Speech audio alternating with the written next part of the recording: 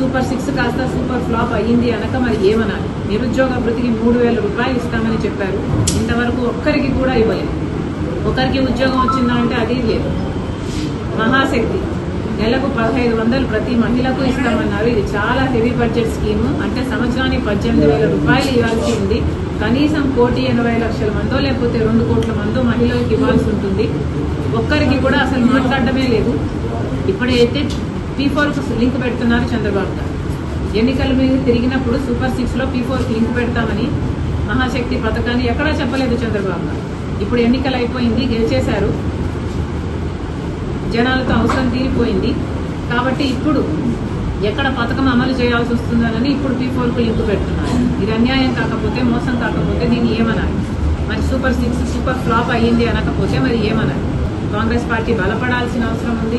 నిజాయితీగా ప్రజల పక్షాన పోరాటం చేస్తున్న ఏకైక పార్టీ ఈరోజు కాంగ్రెస్ పార్టీ. కాబట్టి ఈ పార్టీని బలోపేతం చేసుకోవడం చాలా అవసరమైన పని. కాబట్టే ఈరోజు ఈ జిల్లాలో కార్యకర్తలతో, నాయకులతో మాట్లాడడానికి స్వయంగా పార్టీ అధ్యక్షురాలుగా నేనే ఇక్కడికి రావడం జరిగింది. కాంగ్రెస్ పార్టీ బలపడుతుంది. కాంగ్రెస్ పార్టీ నెక్స్ట్ 4 years లో ఒక బ్రహ్మాండమైన ఫోర్స్ గా తయారవుతుంది అన్న నమ్మకం మాకుంది. బలపడడానికి మేము చేయాల్సిన కృషి అంతా చేస్తాము. మా స్ట్రెంగ్త్ పెరిగే కొద్దికి మీరు అన్నట్టు పిల్ల కాలువలన్నీ మా పార్టీలో చేరాల్సిందే. ఉచిత బస్సు ప్రయాణము చాలా మినిమం బడ్జెట్ 350 కోట్లు మాత్రమే అవుతుంది అంటున్నారు. అది కూడా నెలకు, అది కూడా నిలబెట్టుకోలేని పరిస్థితిలో ఇప్పుడు చంద్రబాబు గారు ఉన్నారు. పక్క రాష్ట్రాలు కర్ణాటక, తెలంగాణలో కాంగ్రెస్ పార్టీలు దీన్ని బ్రహ్మాండంగా అమలు కూడా చేస్తున్నాయి. అయినా కూడా మన రాష్ట్రంలో మహిళలు దీనికి నొచ్చుకోలేదు. ఇది అన్యాయం కాకపోతే కరెంటు ఛార్జీలు 30% అధికారంలోకి వచ్చిన వెంటనే తగ్గిస్తామన్న చంద్రబాబు గారు తగ్గించినంత దేవుడెరుగు. జగన్మోహన్ రెడ్డి గారు 32,000 కోట్ల రూపాయలు 5 సంవత్సరాలలో పెంచితే చంద్రబాబు గారు ఒకటే సంవత్సరంలో 17,000 కోట్ల రూపాయలు పెంచేశాడు. మరి అన్యాయం కాకపోతే ఏం చేస్తున్నారు? మీరు అధికారంలోకి వచ్చి ప్రజలు మేలు చేయడానికా, లేకపోతే మీ పార్టీకి మేలు చేసుకోవడానికో ప్రజలకు అర్థం కావటం లేదు. ఇవన్నీ ప్రశ్నించాల్సిన అవసరం ఉంది. ఒక్క మాట కూడా ఎక్కడా మాట్లాడటం లేదు.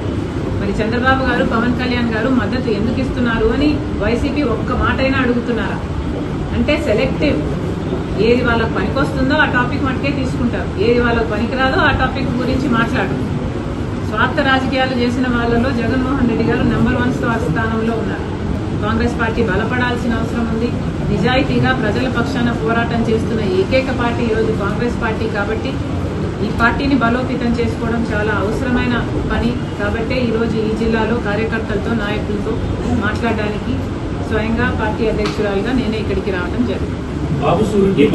కాంగ్రెస్ పార్టీ బలపడుతుంది. కాంగ్రెస్ పార్టీ నెక్స్ట్ 4 years లో ఒక బ్రహ్మాండమైన ఫోర్స్ గా తయారవుతుంది అన్న నమ్మకం మాకుంది. బలపడడానికి మేము చేయాల్సిన కృషి అంతా చేస్తాము. మా స్ట్రెంగ్త్ పెరిగే కొద్దికి మీరు అన్నట్టు పిల్ల కాలువలన్నీ మా పార్టీలో చేరాల్సిందే.